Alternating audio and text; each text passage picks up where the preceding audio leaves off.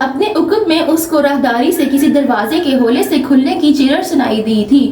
جہان اتنی جلدی اوپر پہنچ گیا مگر وہ پلٹی نہیں اور صندوق کو کھولنے لگی جس کے ڈھکن کے اوپر گرد اور مکڑی کے جالوں کی تہ تھی۔ اس کی پشت پر ایٹک کا کھلا دروازہ ہولے سے کھلا۔ کوئی چوکٹ میں آن کھڑا ہوا تھا۔ اس نے چند چیزیں الٹ پلٹ کی تو بے اختیار گرد نتنوں میں گھسنے لگی۔ پورا ایٹک بے حد صاف تھا، ماں سوائے ان کونے میں رکھے 2-3 صندوقوں کے جیسے انہیں زمانوں سے نہ کھولا گیا ہو۔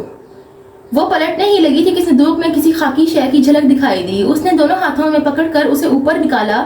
وہ لکڑی کا تختہ نہیں تھا بلکہ ایک اکڑا ہوا کپڑا تھا۔ حیا نے کپڑا کھول کر سیدھا کیا۔ ایک پرانی گرد آلوب خاکی شرٹ، اوپر سجے ستارے، تمغے اور ایک نام کی تختی۔ چوکٹ میں کھڑا شخص چھوٹے چھوٹے قدم اٹھاتا اس کی طرف بڑھنے لگا۔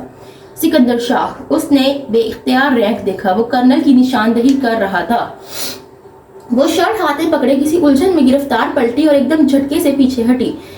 دراز کن پٹیوں اور پیشانی سے جھلکتے سفید بال، سخت نقوش ٹائٹ گاؤن میں ملبوس، وہ کڑی نگاہوں سے اسے دیکھتے قریب آ رہے تھے۔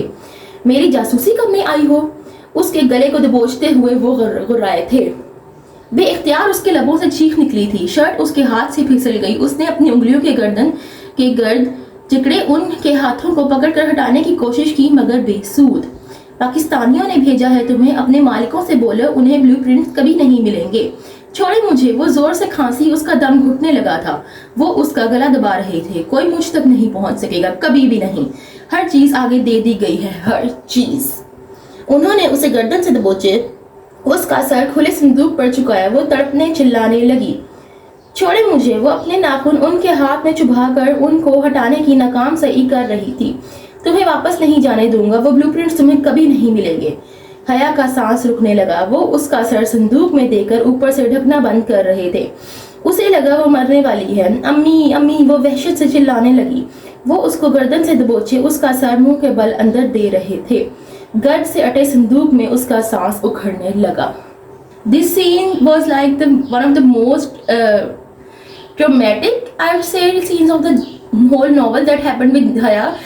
And real ones know کہ حیا کے ساتھ تو time and time again, spoiler alert، ایسے traumatic events ہوتے رہ رہے ہیں اور ایک سے بڑھ کر ایک، مطلب نا scary اور traumatic، جو پڑھ کے نا انسان کو لگے کہ یہ تو گئی بہن، اس بہن کو عادت ہے بھائی اپنے آپ کو نا مشکل میں ڈالنے کی۔ مطلب I am not victim blaming but it's funny۔ میں بالکل وکٹم بلیمنگ نہیں کر رہی ہوں اور اس کے بارے میں بھی ہم آگے جا کے ڈسکس کریں گے جب وہ کچھ سینس آئیں گے، وہ سیکوینسز آئیں گی جس میں یہ بات اٹھی ہے اور rightly so, I agree with that whole debate whatever it is. لیکن یہاں پر تھوڑا فنی بھی ہے کیونکہ میں پورا ناول پڑھ چکی ہوں بہت دفعہ، اس لیے میرے لیے فنی ہے۔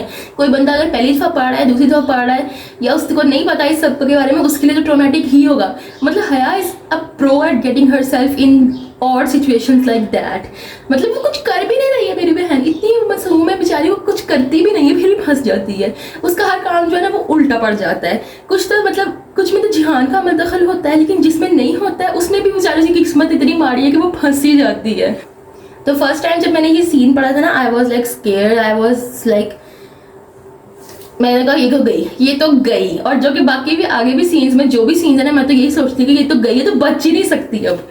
تو مطلب پہلے تو مجھے لگا کہ یہ سکندر شاہ کا مطلب انٹروڈکشن تھا یا کیا تھا، کیونکہ سکندر جب میں نے پہلی دفعہ پڑھا تھا I don't even remember properly کہ سکندر شاہ کا کیا امپریشن تھا میرے دماغ میں ایز اے کریکٹر، کہ وہ اتنا اس کے بارے میں سوچا نہیں تھا میں نے، کیونکہ مین کریکٹر جو تھا نا وہ حیا کی اسٹوری تھی اور میں تو مین کریکٹر کی کہانی پر فوکس کرتی تھی اس وقت، کیونکہ میں نے ناول پڑھنا شروع کیے تھے، لیکن مجھے نہیں پتا تھا کہ اتنے مطلب اس میں واسٹ اور انٹریکیٹ طریقے سے نا سارے کریکٹرز کا کلوجر اور کرنا، سارے کریکٹرز کا نا بیک اسٹوری اور کلوجر ہے۔